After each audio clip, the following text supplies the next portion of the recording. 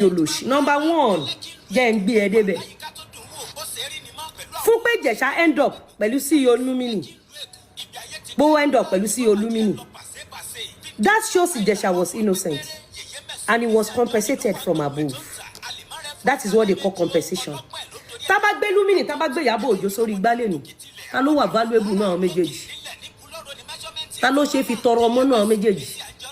Ta ló fi ṣe ta lè fi tọrọ ìyàwó náà méjèèjì.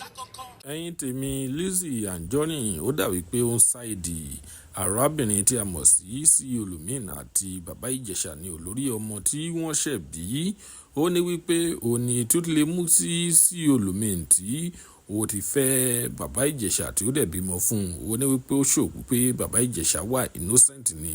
Ó dẹ̀ tún sọ nínú ọ̀rọ̀ rẹ̀ wípé gbogbo àwọn tí wọ́n ń bífù àwọn méjèèjì yìí tí wọ́n ń bínú wọn. Ó ní kí wọ́n lọ mú àìpò àwọn ọ̀rọ̀ tí màmá wa IJESHA LIZZY ANJORIN Lawal tí ó sọ nìyí. Ẹ̀yin tèmi ẹ jẹ́ ká gbádùn fọ́nrán tí ó kù ẹgbẹ́ nǹkan fìdílé. Ta ni national treasure nínú àwọn méjèèjì? Nínú LUMINEE àti Ìyábọ̀ Òjó. LUMINEE tó bá wùn ẹ́ kó lọ máa wáìnì pẹ̀lú Ìyábọ̀ Òjó là tó bá ta sí máa gbé ẹ ṣépè. Èmi ò gbé jẹ́ bí ò tọrọ lèmi sọ kẹ́ kó ṣì lọ torí kò sí ọ̀kan nínú yín tó gbádùn. For Ìjẹ̀ṣà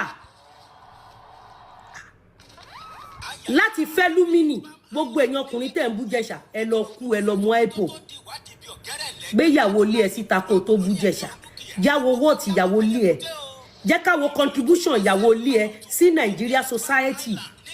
God came from above. He kept Ìjẹ̀ṣà for 5 years and he prepared the table before his enemy. Tí family member mi bá fẹ́ CEO LUMINEE, máa fi family member yẹn, máa fi sínú special call mi. CEO LUMINEE nínú ayé, ògbóǹtarìgì télọ̀, ọmọ burúkú tíṣẹ́ télọ̀ ń gbá nínú orí ẹ̀. There is no how you will write a story or history of Yoruba land. Tá bá pínlẹ̀ ní CEO LUMINEE wà náà tẹ́ máa bọ́ tẹ́ máa ṣe yes ma fún. That is a company. She is a company. She is the table. She is the continent. She is the country. She is the nation. For Ìjẹ̀ṣà láti bímọ àkọ́bí ọkùnrin through LUMINEE. Obìnrin tá fi ń tọrọ ọmọ. Ìyàwó tá fi ń tọrọ ìyàwó.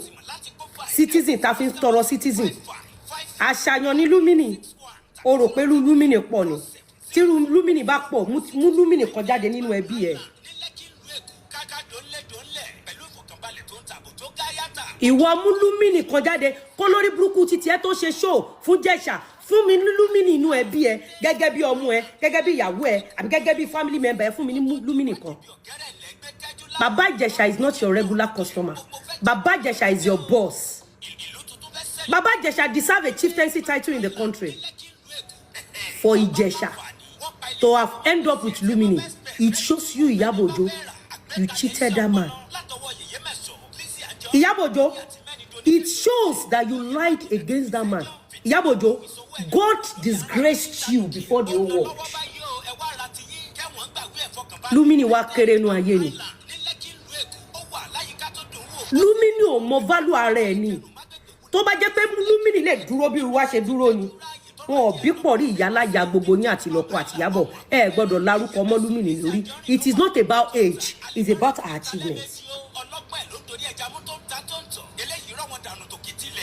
It's only God that can reward a man.